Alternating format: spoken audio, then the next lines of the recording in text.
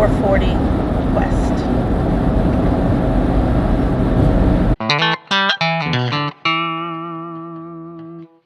All right, we are the middle of December, and I want to say we got on the road June 17th or something. So we are about 6 months in. Where are we? How do you feel about our adventure so far? I like it. I did commit to a stay in Nashville for 3 months on work. And I think it's a little too long to stay in one spot. What's the longest Right you now would see it's yourself? necessary to do it, but I would guess a month is good. A month is good. Maybe 2 months so you can work and explore the space around you. But after 3 months, I believe that the routine from where we're staying to the place that I work becomes repetitive. And how I realized that, or when it became a realization of that, was as I was driving, I was no longer looking at the color of the trees or looking at surroundings. I was now paying attention more to the aggravation of driving to and from work. Traffic. As before, when we first got here, yes, there was traffic, but it was like, man, I'm stuck in traffic now. I don't have to go so fast, so I can look around and see what's around me. And that's become blind and has become now a repetitive motion. There's definitely pros and cons of staying stationary versus traveling, which I don't think we've touched on, because this is the first time we've stayed stationary somewhere. We started our journey back in June. We went to California, and like we talked in previous videos, that was stressful in itself because we were gone for 2 or 3 months, and it was all vacation. It felt like we didn't worry too much about work. We really kind of wanted to sightsee. We took the kids to Disneyland. We saw a bunch of friends. And then we came through and met my parents in New Mexico, and the Grand Canyon actually, and then went to New Mexico. So it was a lot of, like, we were on vacation with them, and it felt a little stressful in the fact that we weren't making our regular income. And then we came back to Texas, and my daughter broke her arm, and we were trying to figure out how we're going to make a living on the road, and then this job came up. So it brought us out here, and it brought us some income, but it put us stationary. But at least it was in a city we've always wanted to visit. Yeah. We've been talking about coming to Nashville for years now, so we jumped at the opportunity. And 90 days didn't seem like it was too long. I figured, oh, well, at least we'll have a little bit of a cold winter. We don't get cold winters in South Texas. And but yeah, I mean, there's definitely pros and cons. I mean, the con is we don't get to see many places the way the traveling would. You know, we normally stayed like a night here, a night there, a couple of nights here or there. The longest would be like a week or two if we really liked the area or the place, but we kept it moving, and so we don't see as many places being stationary. But we don't have that breakdown and the put up. Like, that's always been the hassle for you that you've said is, God, you know, the setting up, the opening up everything and setting up and hoping nothing broke in the travel from one place to the other. We don't have that. We get to stretch out everything. We get to put up decorations for Christmas without having to take down things and then drive to the next destination and then put up everything again. Yeah, I think that's going to be a con as well. We've been here 90 days and have made real good friends. Made friends with people that were around us, with their kids. Our kids have made friends with them.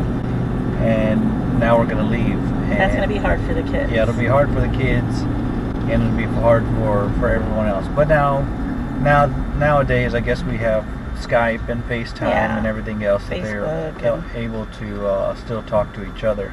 So that's a good thing as well. But we will miss them. Because when you're traveling, you don't really get to know people the way you would stationary. Like traveling, maybe we'll say hi to our neighbors, but like having a conversation, sharing a meal, you know, drinking coffee together isn't a normal occurrence when you're only staying somewhere a day or two. So that's definitely a big change. Yeah, and knowing that they're not going to travel anymore, that this is where they're going to stay, or not necessarily this campsite, but Nashville, the area is where they're going to stay. I guess we can come back and hang out with them, but it's not like getting to know people in passing and saying, oh, we'll meet you in California, or we'll meet you in Vegas, or wherever else the next destination takes us. And I think that would be a good reunion for us to do. The pro is definitely steady income.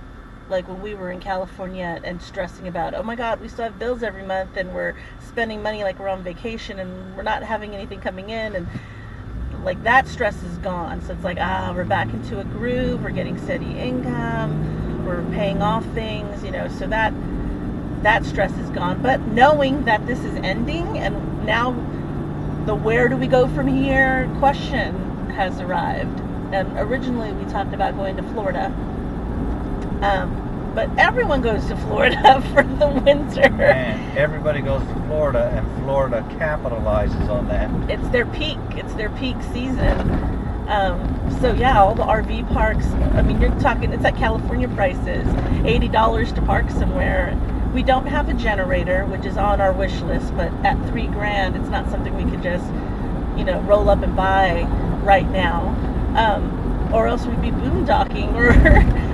Going somewhere off the grid during the winter, which we may still do that. Yeah, and I think a good trial would to also have a safety net would be to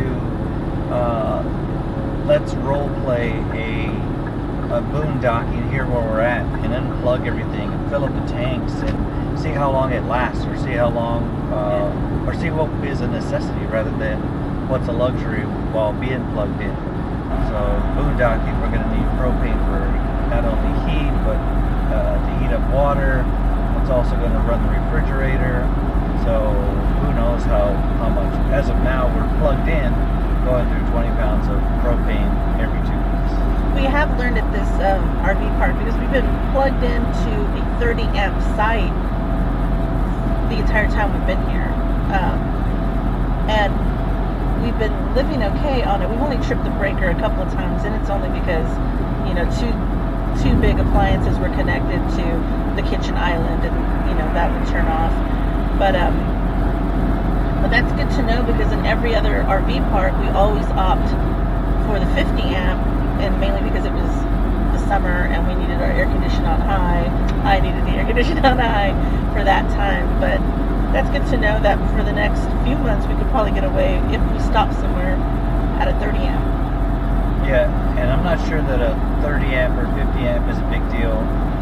And correct me if I'm wrong, if it's unless we had 2 air conditioners, and we don't have 2 air conditioners. We're set up for them, and maybe that's what the 50 amp is set up for, is the second heater or second air conditioner. So I'm not sure. Let me know. That would be on our wish list for next summer, because we definitely felt that heat while we were in Arizona. Yeah, we just don't go to Arizona. We're not gonna go. We're gonna flip our plan next year, and be up during the summer and spring months, and be down for the winter months. And maybe next. Well, see, I don't. It's crazy because I agreed to this whole thing for 1 year, but I'm already going, there's so much more we've got to see in the next summer, next winter, we could do this, and at the rate we're going, it seems like we're going to be doing it for the next, who knows, 5 years at least or something, I don't know.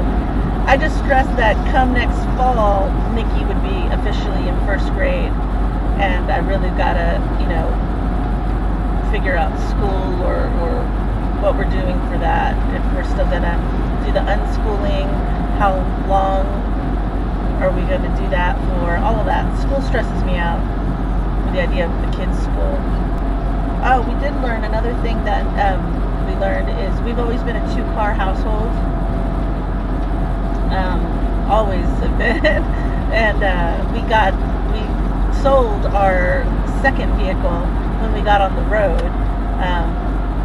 So we no longer have a second vehicle. So when he goes to work, we are vehicle-less the whole day, and I think that's definitely were feeling, because normally when we're traveling somewhere together, we travel somewhere together. It's not a big deal if I need the car to go to the store, he stays home with the kids, and vice versa. But since he's taking the truck Monday through Friday to go to work, it really puts us in one spot. But it's not a necessity. I mean, there's no Not a reason why she necessity. can't just drop me off in the morning. I don't. And we have done that. I've got another vehicle at work. It's a big truck, but it is still available to drive around. I just don't drive it back and forth to work or to home because it's bigger than our camper. So there's no place for it to park. Yeah. I mean, and we've done that a few times. I've taken you Yeah. before. We just have to load the kids up at 7 o'clock in the morning, and it's been really cold in the morning, and they're still asleep, so it's just been easier to take them. But I mean, and maybe because we're stationary for 3 months is how I felt the missing of a second vehicle. But normally when we're traveling, we don't need a second vehicle because it's just us. And also, we got a great request to go over our camper and what our likes about the actual camper was, our rig. How do we like it 6 months in? Not only living as a family in it, but also what do we like about the camper that we picked, the floor plan, and the features. So that's coming up also from. Oh, that's from the Thrifty RVer. She left us a RV. comment on our YouTube channel, and so she wanted to know if we're happy with our purchase. So we'll be talking about that in an upcoming video. Make sure to check out our last video, subscribe to our channel, and follow our adventures on Facebook, Twitter, and Instagram.